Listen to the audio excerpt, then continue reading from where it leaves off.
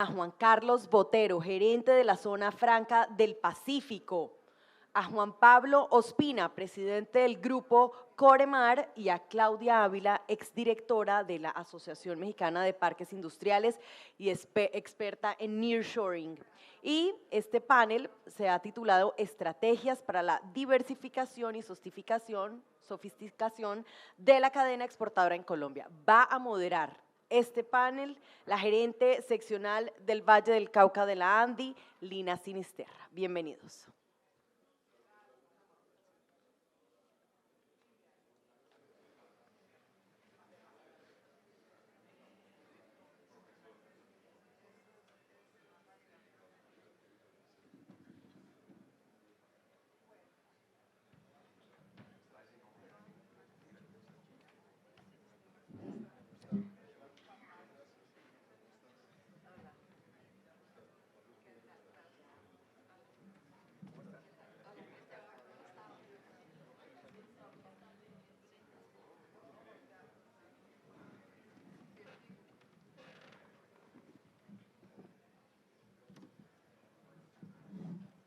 Hola, ¿me oyen? Sí. Bueno, buenos días para todos. Bienvenidos a todos nuestros panelistas. Muchas gracias por acompañarnos hoy en este congreso. ¿Me oyen bien? Ahí me oyen bien. Muchas gracias. Bienvenidos a nuestros panelistas. Muchas gracias por acompañarnos hoy en este congreso que nos alegra enormemente tener acá en nuestro Valle del Cauca. Señora gobernadora, muchísimas gracias por su asistencia. Y a la presidenta de nuestra junta directiva de la seccional, Marcela Mejía, también muchas gracias por su acompañamiento permanente y su presencia acá. Bueno, como les decía Katy, en este panel vamos a hablar de estrategias para la diversificación y sofisticación de la cadena exportadora de Colombia, con varios protagonistas del día a día de nuestro país. Bruce nos ha dejado, y le agradezco enormemente no solo su presencia acá en el Valle del Cauca, sino que nos ha dejado con su presentación un contexto muy robusto y relevante para las discusiones que vamos a tener ahorita. Tenemos el gusto entonces de contar con la participación de César Caicedo, CEO de Colombina. Muchas gracias, César, por tu presencia acá. Juan Pablo Ospina, presidente del grupo Coremar. Muchas gracias, Juan Pablo, por estar acá acompañándonos. Juan Carlos Botero, presidente de la Zona Franca del Pacífico, igualmente, y Claudia Ávila, exdirectora de la Asociación Mexicana de Parques Industriales y experta en nearshoring. Muchas gracias por estar acá hoy con nosotros.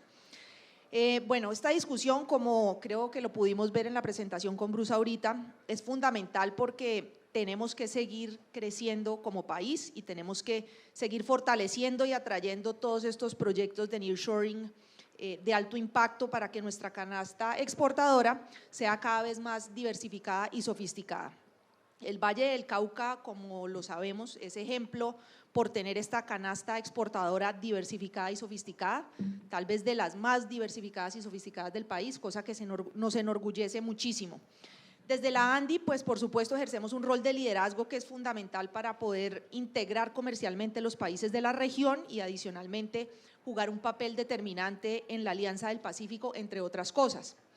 Seguramente ahora nuestros panelistas con lo que vamos a hablar nos expanderán un poco más estos temas y nos darán mejores luces, pero me parece clave para poder enmarcar esta conversación destacar que en el periodo de enero-agosto del 2022, según el DANE, las exportaciones han crecido casi en un 56%. Y en este mismo periodo las importaciones también vienen creciendo en un 43.2%. Sobre todo, esto tiene que ver con maquinaria y en este escenario de tasa de cambio se va complicando. Tenemos que destacar ese extraordinario dinamismo con la internacionalización y con esto dicho, quiero dar paso a las preguntas y empezaría con César Caicedo de Colombina. César, Colombina es un ejemplo exitoso de internacionalización y en este momento sus productos llegan a más de 80 países con más de 20 categorías de alimentos y están presentes en 14 países con operación propia. Eso pues Colombina es un orgullo para nuestro Valle del Cauca y realmente la labor que desempeñan es espectacular. Yo quisiera que nos contaras cómo nació esa vocación exportadora y cuáles son las lecciones aprendidas de la estrategia de internacionalización que puedas compartir con nosotros y con todas las empresas que nos acompañan hoy acá. Bueno, gracias Lina, primero que todo un saludo muy especial a todos quienes están presentes, muy honrado por la invitación. Yo diría que de manera muy resumida la vocación exportadora de Colombina realmente es es muy precoz, diría yo, por allá en los años 60, 70, cuando todavía era el modelo cepalino el que imperaba en esta zona, las exportaciones se limitaban básicamente a las muy tradicionales, café, algo de carbón, ni siquiera petróleo creo que exportaba Colombia en esa época y algunos otros productos básicos.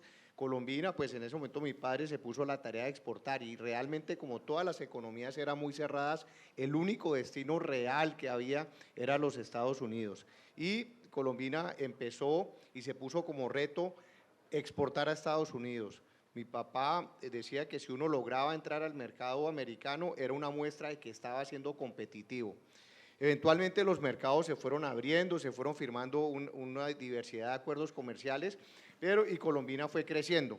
En el año 2012 arrancamos, aquí me acompañan varios miembros del equipo de Colombina, que les doy un saludo muy especial también, empezamos a la tarea de fortalecer mucho el crecimiento internacional y diseñamos una especie de plan porque nuestra manera de exportar era la manera, yo llamaría tradicional, era tener distribuidores en los diferentes países, eran distribuidores, les vendíamos FOB Buenaventura y de alguna manera quizás exagerada, nuestra tarea se terminaba ahí en Buenaventura. Nos pusimos a la tarea de decir, no, vamos a armar un camino y más o menos diseñamos los siguientes pasos. Distribuidor que exporte más de X cifra, en el caso nuestro era que venda más de X cifra, en el caso nuestro era más o menos $1 millón, vamos a mandar lo que nosotros llamamos en el argot interno un colombino a que vaya y acompañe la tarea de ese distribuidor en ese país. A los distribuidores a veces no les gusta, les incomoda, pero allá le mandamos el colombino y allá estaba presente pues vigilando las ventas. Luego dijimos, si llegamos a una cifra un poco más, empezamos a invertir en publicidad o invertir en los canales, en los mayoristas, una cifra mucho más importante y arriesgar. Empezamos a hacer eso. Y luego pusimos que si llegábamos a una cifra de más o menos 4 o 5 millones de dólares de ventas en un país, ya habríamos una filial o una operación directa que nos lleva a esas 14 que mencionaste ahorita en tu presentación inicial. Entonces, en el 2002, Colombina vendía internacionalmente más o menos unos 26, 27 millones de dólares. Y nos pusimos a la tarea de llevar a cabo este proceso que acabo de mencionar. Obviamente, es un proceso mucho más dispendioso, es costoso porque hay que tener capital de trabajo invertido en todas estas filiales, es riesgoso porque uno empieza, en vez de vender, digamos, con cartas de crédito o pagos más seguros, empieza uno a correr riesgos en los países, teniendo cartera en la calle, inclusive teniendo riesgos cambiarios, pero como digo yo, el camino al cielo es largo y tortuoso, pero ese es el camino que hay que seguir. Con el tiempo, pues yo diría que al cabo de estos 20 años, hoy en día, las ventas internacionales de Colombina son más o menos de este año, deben ser de unos 280 millones de dólares, de los cuales el 70% son producidos acá en Colombia. Entonces, en resumen, yo diría que para realmente, y yo sé que esto suena muy fácil y suena a frase de cajón, pero realmente si uno se propone y demarca un camino, la probabilidad de lograrlo es mucho mayor. Uno, si quiere conquistar los mercados, tiene que de verdad ponerse a la tarea de salir a conquistar los mercados. Creo que debe de haber un cambio, como se dice hoy en día, en el chip mental en este caso, de tener una visión realmente de salir a apostar y a jugarse por esos mercados de manera mucho más arriesgada, mucho más decidida, pero que eventualmente va a traer unas retribuciones mayores. Y eso pues es el camino más o menos que hemos recorrido. Concluyo diciendo, Lina y todos, que nada de esto sería posible, obviamente, si no hubieran elementos de competitividad, porque por más que uno se trace esos caminos, tenga esos deseos, haga esas inversiones, si no hay unos elementos de competitividad, pues sencillamente el producto no va a tener los costos y los precios para poder ser exitoso en los mercados y para poder hacer las inversiones que mencionaba. ¿Qué elementos de competitividad ha habido en nuestra industria en particular? Primero, la importancia del clúster de la industria azucarera en el Valle del Cauca. Una materia prima, y el Valle del Cauca es competitivo en azúcar, y esa materia prima y vuelvo a hablar de clúster, por unos acuerdos comerciales para exportación. Hay unos precios que se asemejan mucho a los precios internacionales y eso nos ha brindado competitividad. Eso obviamente ha sido muy importante. La cercanía con Buenaventura nos ha traído obviamente unas ventajas muy importantes. Sobra decir pues la calidad y el compromiso de la mano de obra de nuestros colaboradores, eso es importantísimo. Y ahora pues que está tan en boga la discusión, también el haber tenido un país que creo que ha sido exagerado, pero por lo menos todavía mantenemos unos límites tolerables.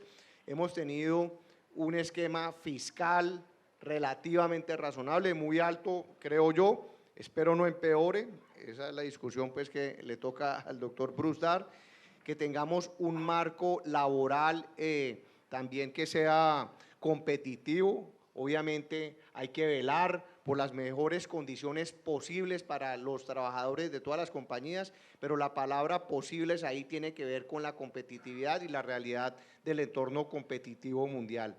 Entonces, y lo otro, que no haya exceso de normatividad, vicio que muchos tenemos los colombianos y los gobiernos históricamente han tenido un vicio de tener excesos de normatividad. Entonces, solo con manteniendo esos elementos de competitividad, se puede contar una historia pues como la que he podido contar y espero siga ocurriendo así por el bien obviamente de todos quienes trabajan en Colombina, de la región y del mismo país, pues obviamente todo esto se convierte en impuestos, que es de la manera como se sostiene realmente el gasto social del país.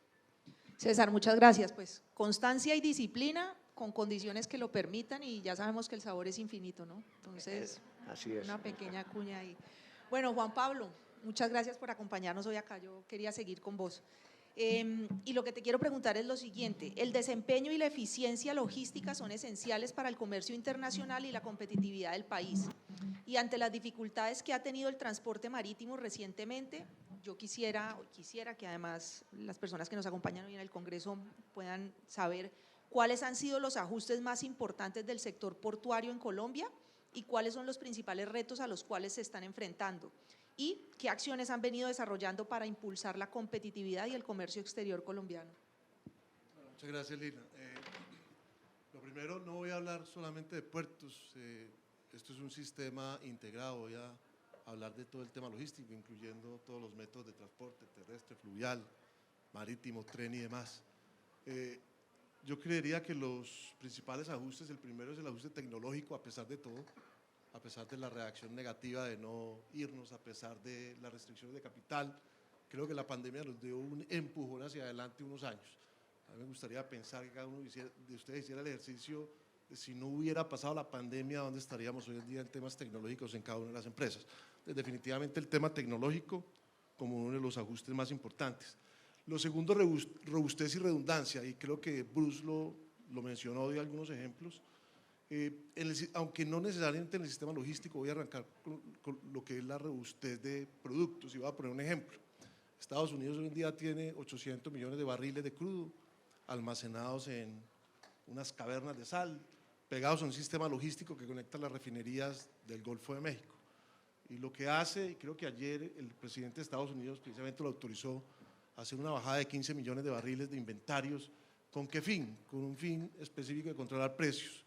Pero lo que han venido haciendo ellos y todos los países de la OECD con robustez y con redundancia es mantener unos inventarios que sean posibles para cuando los efectos que nos han pasado, los efectos de la pandemia, los efectos sociales, los efectos ambientales y demás, pues tener con qué responder. Aquí en Colombia estamos empezando a hablar de redundancia en el tema de medicamentos o de inventario estratégico de medicamentos. Y en el tema logístico y portuario se empiezan a dar los primeros pasos, no necesariamente en producto, pero sí en sistemas logísticos. Vemos ya que hay incentivos a utilizar otros métodos de transporte, el tema del transporte fluvial, el tema del tren, e inclusive, y un poco más, digamos, escaso, pero empezar a tener no solamente un puerto, sino más puertos de entrada para cada uno de los agentes. Entonces, en el tema de robustez y redundancia, empieza a generarse un fenómeno desde el punto de vista logístico con mayor ofrecimiento de alternativas. Y lo tercero, yo creo que es un tema importante, es un mejor entendimiento social y un mejor entendimiento ambiental de lo que estaba pasando. Yo creo que todos y cada uno de nosotros hemos trabajado en el tema social de una manera importante, pero lo que tuvimos en la pandemia, lo que tuvimos en el evento social del semestre del año pasado nos ha obligado a realmente hacer unas transformaciones sociales de nuestro territorio. En el caso específico de nuestro grupo tenemos un plan de transformación de nuestro territorio a 10 años que arranca o empieza con un contrato con el SENA de capacitación con el fin de que sea la punta de lanza en los procesos de transformación. Entonces, para resumir, digamos, los tres ajustes más importantes: tecnológico, robustez y redundancia, y una mayor conciencia social y ambiental. Y para cerrar en el tema ambiental, yo creo que todos y cada uno de nosotros tenemos en nuestras compañías una iniciativa para reducir la huella de carbono. Esos son los tres elementos más importantes desde el punto de vista de los mayores ajustes. En el tema de los retos, voy a digamos, a describirlo a través de diferentes altitudes. Lo primero, a 30.000 pies, tenemos inestabilidad, desequilibrio e incertidumbre, desde lo geopolítico, y lo podemos ver en el conflicto de Rusia-Ucrania, desde lo social, lo hemos vivido nosotros también y también lo viven otros países, desde lo ambiental, yo creo que hemos visto los efectos ambientales que se ha generado por el calentamiento global, y también desde el punto de vista de salud humana, y lo vemos con la pandemia, etcétera, etcétera. Entonces, vamos a tener ese gran reto y ese reto no va a desaparecer. Nosotros queremos que las cosas sean rápidas, que las cosas sean abiertas y que sean estables. Yo creo que eso no lo vamos a tener más y nos vamos a tener que acostumbrar, como nos hemos venido acostumbrando, a un mundo de incertidumbre y desequilibrio. Ese es el primer reto a 20.000 pies. A 5.000 pies, lo describía también Bruce en su presentación: tasas de interés altas, una depreciación del peso, una inflación, unos visos de recesión acelerada, pero nosotros ya vivimos un periodo de 18 meses en la pandemia, y creo que cada uno de ustedes y en las empresas pues nos adaptamos a lo que va viniendo. La caja es el rey, coberturas, cambian los préstamos, etcétera. Entonces, a 5.000 pies tenemos esos retos importantes. Y en el terreno, digamos, ya también lo describió Bruce en su presentación, en el estudio que se hizo de entorno logístico del 2020 del DNP, el tema de costos logísticos, el tema de robos, hurtos, delincuencia, lo que le pasa, digamos, a toda la cadena logística. El segundo tema es el estado de las vías, el tema de congestión, que no es menor para nosotros que estamos en la cadena logística, y lo tercero, la necesidad de almacenamiento y de transporte adecuado cerca a los nodos logísticos. Entonces, ahí describo, digamos, cuáles son los principales retos. Un punto final muy importante, y es el acceso a los puertos Buenaventura, con el tema del calado, Barranquilla, necesitamos salir adelante con la zona del canal de acceso, y necesitamos infraestructura o las adecuaciones necesarias para lo que es el canal del dique. Esos también son retos importantes que de pronto pues más adelante ampliaremos sobre ellos. Y lo sabemos, muchas gracias, y pues tenemos en el Valle del Cauca claridad, digamos, de la importancia estratégica que tiene el puerto de Buenaventura. Yo ahí quisiera hacer una cuña que no es menor y tiene que ver un poco con la coyuntura que vivimos nosotros en el Valle del Cauca durante el paro. Las fundaciones empresariales más antiguas del país están casi todas en el Valle del Cauca, y eso pues básicamente lo que denota es un poco el compromiso que ha tenido el sector empresarial por trabajar el territorio, y la respuesta un poco de ese proceso de escucha que tuvo el sector empresarial en todos los sucesos que se dieron durante el paro, pues resultó en el programa Compromiso Valle. En uno de los paneles más adelante vamos a conversar un poquito sobre eso, pero me parece importante destacarlo por la importancia en los temas sociales que mencionas. Bueno, yo quisiera continuar con Juan Carlos. Hace más de 80 años se instalaron muchísimas empresas extranjeras en el Valle del Cauca. Muchísimas muy conocidas, en el Valle del Cauca muy conocidas, y en el país también, en el mundo: Colgate, Johnson & Johnson, Ingredion, entre otras, vinieron e instalaron sus plantas acá en el Valle del Cauca, trajeron conocimiento y desarrollaron un capital humano alrededor de las empresas. Esto fue determinante para el Valle del Cauca y tenemos una herencia importante de esto en muchísimos aspectos. Es innegable el aporte que trajeron y que siguen teniendo para el país. Y hoy las zonas francas tienen ese papel de ser receptoras de inversión de capital extranjero, que irrigan recursos y conocimientos a la región. Yo teniendo esto en cuenta, quisiera que nos contaras un poco cómo inciden hoy en la internacionalización del país tan importante para producir mejores productos y servicios. Muchas gracias, Lina, y a la Andy por la invitación. Yo quisiera hablar de tres aspectos en lo que es el ecosistema de zonas francas, de diversificación de exportaciones. Digamos que el ecosistema de zonas francas en el país, como lo mostraba Bruce, lleva 3 años consecutivos con balanza comercial positiva de más de $1.000 millones. De las cerca de 1.010 empresas que operan en zonas francas en el país, cerca de 500 son exportadoras, unas en menor proporción, otras en mayor proporción, y quiero subrayar el tema de la alta diversificación de las exportaciones que hace el sector de zonas francas en el país. Desde confecciones, pasando por joyería, fibra óptica, exportación de servicios, que de eso no se habla mucho. Nuestro sector es muy potente en la exportación de servicios altamente calificados, call centers, data centers, BPOs, y eso a veces no lo captura la estadística de exportaciones, además de la canasta diversificada de exportaciones. Desde las zonas francas hacemos país, digamos que hacemos región, desde los 21 departamentos donde están ubicadas las distintas zonas francas. ¿Cómo incide en la internacionalización el sector? Pues diversificando la canasta exportadora, atrayendo inversión en servicios y en productos digamos, de distinta naturaleza. Yo quiero hacer, digamos, una breve descripción de 2, 3 empresas que tenemos particularmente pues, en la zona franca del Pacífico, que exportan, digamos, productos que normalmente uno no tiene en el radar. Desde Zona Franca del Pacífico, en Palmira, se exporta fibra óptica de 4, 8, 16 hilos, desde hace como 5 o 6 años. Desde nuestra Zona Franca se exporta tela no tejida, que es digamos, es el insumo principal en la fabricación de pañales, toallas femeninas y ropa médica. Tenemos una empresa que produce 2.000 toneladas de tela no tejida al mes y que exporta a región andina y a Centroamérica, y que se viene consolidando un clúster de bioseguridad que es muy importante.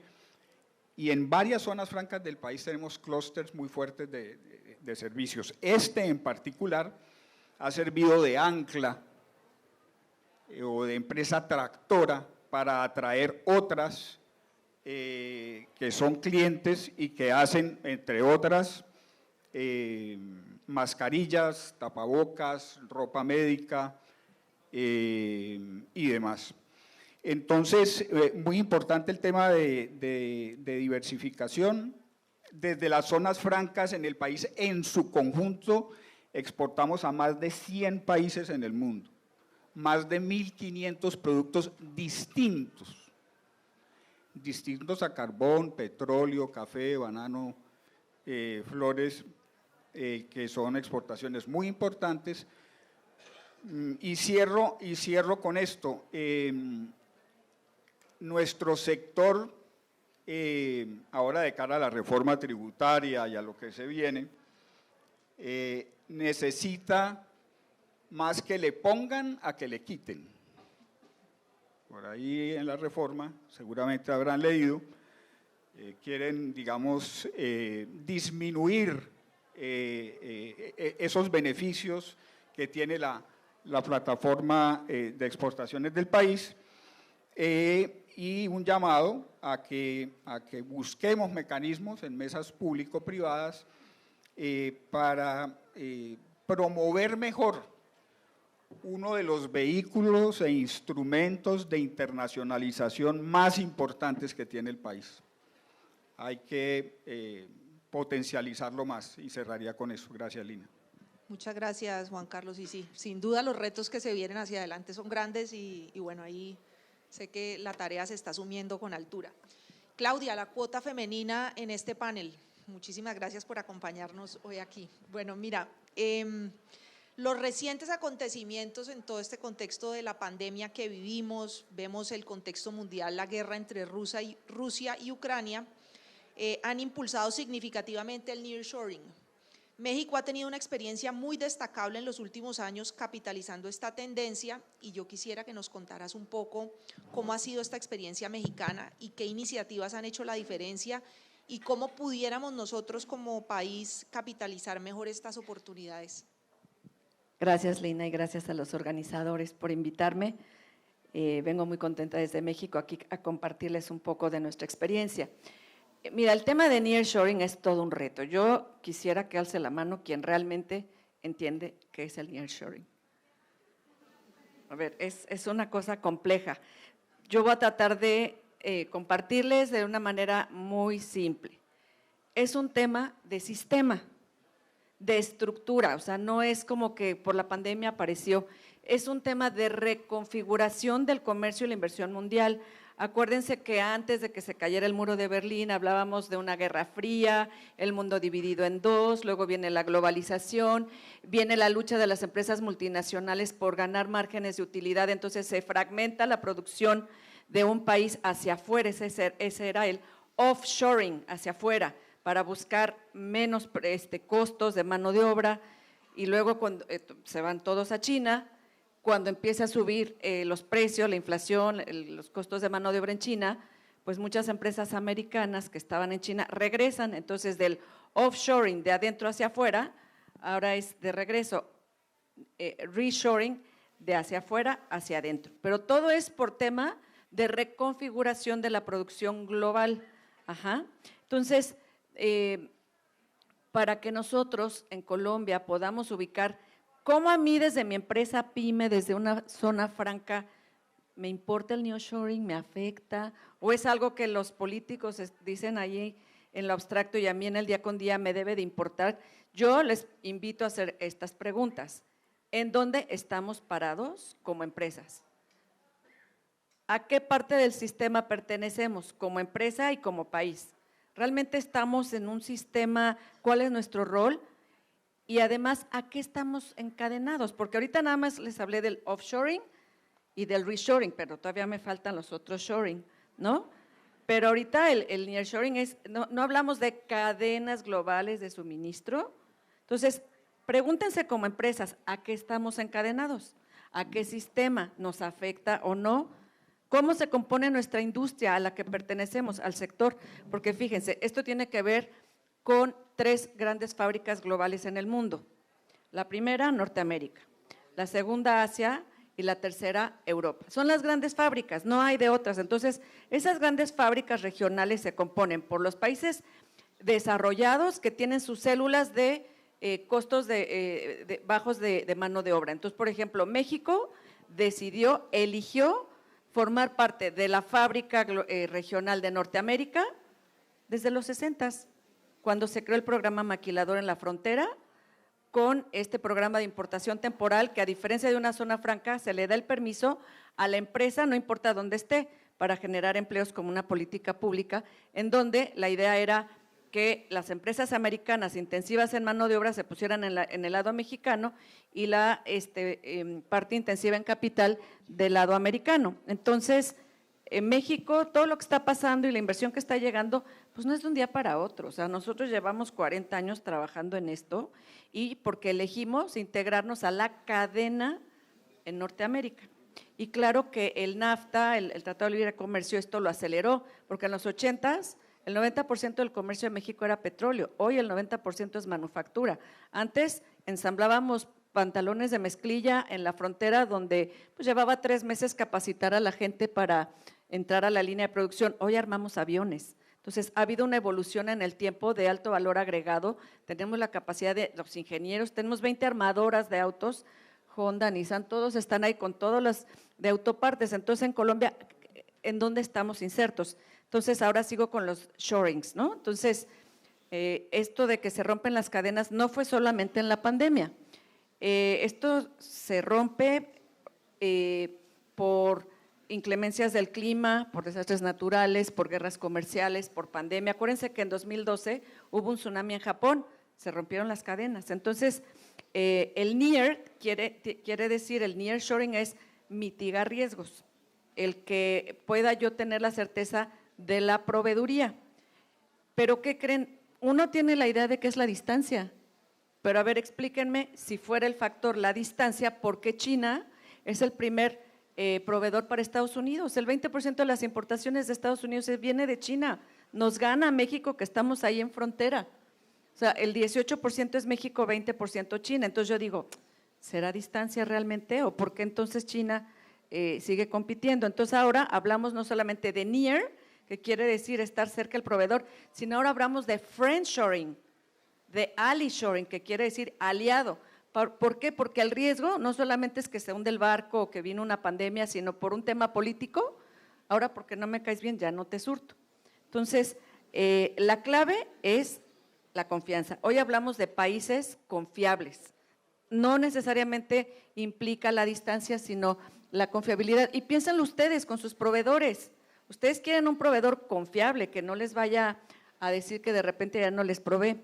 Entonces, bueno, ¿qué estamos sembrando? Ya para terminar, porque el tiempo corre. Yo les diría, las cosas no son de un día para otro. A nivel de empresa, nosotros somos parte de un sistema y el sistema evoluciona cuando las partes se enfocan hacia un solo propósito. Entonces, más allá de lo que pasa en el gobierno, ustedes como empresas que tienen mucha de qué aprovechar hacia adentro de la empresa, porque nos quejamos hacia afuera, que el gobierno y el mundo y la pandemia, hacia adentro, ¿qué estamos viendo con nuestros empleados? ¿Los estamos motivando? ¿Tenemos una planeación clara, misión, visión, alineada el negocio, la estrategia de marketing, de costos? Entonces, empecemos en casa. Hablamos también de anticorrupción y, el gobierno, ¿qué estamos haciendo desde casa, educando a nuestros hijos en la empresa, nuestros planes de compliance, de anticorrupción? Entonces, yo les diría, ¿qué estamos sembrando de lo micro a lo macro? Porque si vamos con gobierno a quejarnos no va a funcionar. Ningún gremio, y en México lo hemos visto, que se enfrenta con gobierno logra cosas. Ahorita el equivalente a la ANDI, que seguramente ustedes tienen interlocución con el Consejo Coordinador Empresarial, ellos han cambiado ese enfoque de escuchar el lenguaje del gobierno, la narrativa del presidente y ver cómo integramos en las coincidencias y estamos avanzando. También hemos tenido una reforma tributaria donde se bajaron los beneficios de una certificación que le llamamos IVA-IEPS para devoluciones de IVA y una serie de cosas técnicas.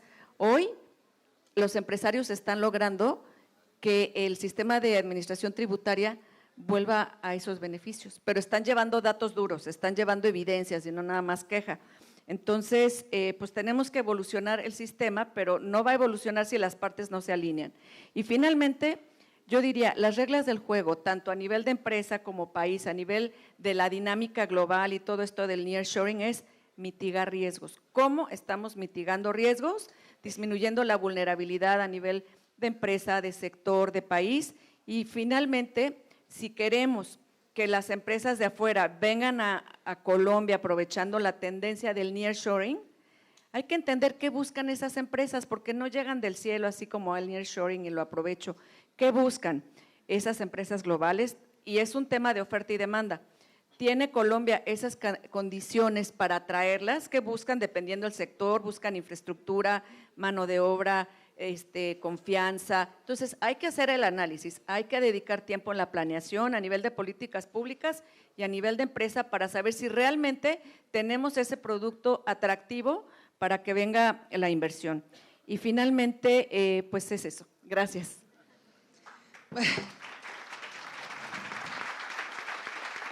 Bueno, yo creo que aquí pues nos hemos llevado un análisis ya que nos va abriendo un marco de la conversación que vamos a vivir durante estos 2 días.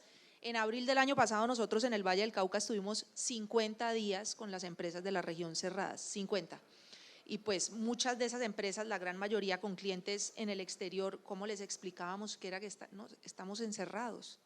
Entonces, eso hace parte, digamos, de la estabilidad que es tan importante en ese crecimiento empresarial y sobre todo de la manera en que las empresas son las que terminan jalonando las regiones y el país.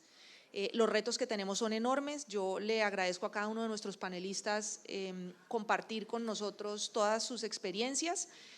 Como les digo, vienen unas conversaciones bien interesantes a lo largo del Congreso y esperamos que se lleven pues la mayor cantidad posible de insumos para ver cómo mancomunadamente vamos a poder seguir trabajando todo este tema de las cadenas logísticas, las zonas francas y los puertos que son tan determinantes para el crecimiento empresarial. Muchísimas gracias y seguimos con nuestra agenda. Gracias, Katy. Gracias.